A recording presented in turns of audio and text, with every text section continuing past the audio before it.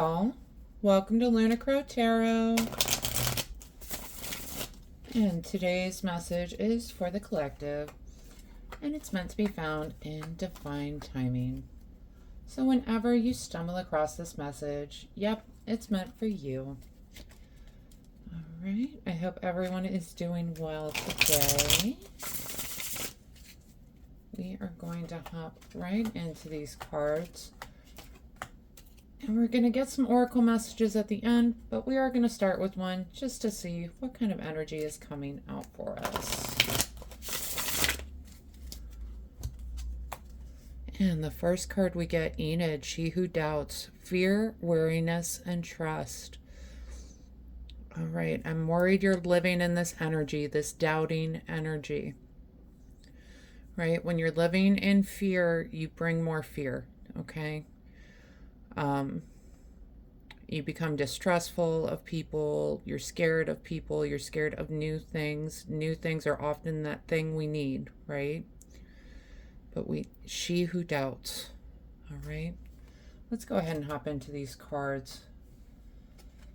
Oh my goodness, y'all, right off the bat, Eight of Pentacles, Eight of Pentacles.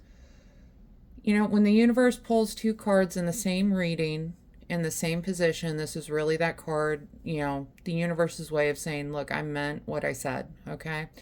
So Eight of Pentacles, it's this card of keeping your head down, keeping yourself busy, keeping yourself at work. What have you all been putting in the work on? My goodness. As you can see in both these cards, they are just really focused on work, really focused on stability. Pentacles are the cards of material things, so money, health, wealth, abundance, stability is a big deal with the earth energy, okay? And that's what you've been working on, is creating this stable energy moving forward. And the next two, we get Seven of Pentacles and the Fool. Now, Seven of Pentacles, this is that card of wondering, you know, is my work worth the effort? He's putting in all this work and he's gotten his harvest, but was it really worth the effort?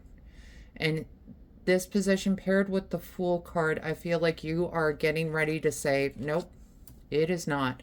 You're getting ready to take that leap of faith into something new, into some sort of new project.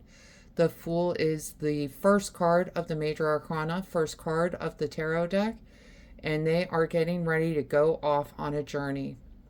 And they can seem foolish, hence the name Fool, but often they know something that you don't, okay? They have got that faith inside them to move forward. And, you know, just thinking about Enid, you know, you need to trust that this move is going to carry you somewhere, right? She who doubts, she's living in this fear of this new move might not be the best thing for me. It might not work out. And you know what? Sometimes things don't work out, right? They don't work out the way that we thought they would. We just need to reassess and move forward, okay? That's the important part. When you're living in fear, you're living in the past. You're living in those past experiences that taught you to fear. Okay? And I feel like this spread is encouraging you to embrace this Fool energy moving forward. All right, and the next two cards we get Queen of Pentacles, King of Wands. These could represent people in your life, some sort of authority figure, some sort of guiding figure. Pentacle could be Taurus, Virgo, Capricorn. Wand could be Aries, Leo, or Sagittarius. But these are two people that are going to be guiding you. Pentacles is really that card of stability we talked about. She is abundant. She is stable. She is rock solid, ready to move forward, right? King of Wands. Wands are concerned with creativity, with spirit, with drive, with passion projects and purpose. Okay? So keep your eye out for these people in your life this week, coming forward to help support you, help guide you, help push you in the right direction, help you realize some sort of truth coming forward. Okay? And the next two, we get 2 of Pentacles, 10 of Swords. I definitely feel just so many pentacles showing up. It's some sort of work-related project that's going on that has you concerned. And 2 of Pentacles, you can see he is juggling these pentacles back and forth. It's not really a sustainable juggling act that he is performing, okay? This is not something that you can continue doing in the long term. And paired with the 10 of Swords, I see that this energy coming to an end. 10 of Swords it's the finality of a situation. He is defeated, okay? We can see his assailant running away over here, and he's left lying on the ground, right? So this juggling act that you've been doing, not only is it not sustainable, it's coming to an end because it's not sustainable. You're going to burn yourself out is the message that I'm hearing, right? And the next two, we get Knight of Pentacles, 3 of Swords. Knights, again, can represent someone in our life, Taurus, Virgo, Capricorn. He is someone that encourages you to take action, to move forward, but he is a very slow-moving knight because he is concerned with building stability, with building something that lasts, okay? Now, we've got it paired with 3 of Swords, and I really kind of feel like these two together, especially considering this first oracle card, okay? These two together, he is encouraging you to heal these fears so that you can move forward, okay?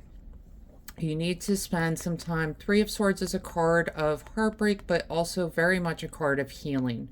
And that's what you need to spend some time doing, is healing those fears, healing those limiting beliefs that are holding you back.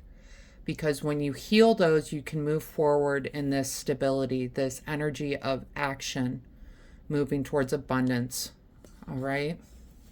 We're going to talk bottom of the deck real quick because I feel like this might give you all that little confidence boost you need. We got Wheel of Fortune, 6 of Swords. Wheel of Fortune is a card of karma, of things balancing out. The wheel is always turning, and sometimes it turns in our favor, sometimes it doesn't, right? But we've got it paired with the 6 of Swords. 6 of Swords is that energy of moving on to calmer shores, moving into a better situation. All right, so the wheel is turning in your favor to bring you somewhere better than where you are. All right, but you've got to work on healing those limiting beliefs. You've got to work on healing those fears, because the way you've been going about it, this work all the time, this juggling act, right? That's not sustainable. It's not worth the effort that you're putting in. When you spend some time healing those fears, the wheel's turning. It's turning to bring you somewhere better. All right, let's pull some oracle cards, y'all, just to see what else is coming out.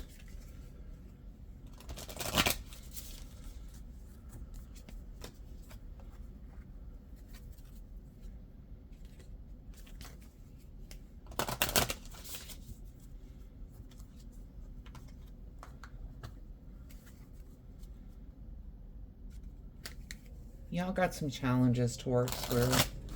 You do. But I like where this is ending. All right.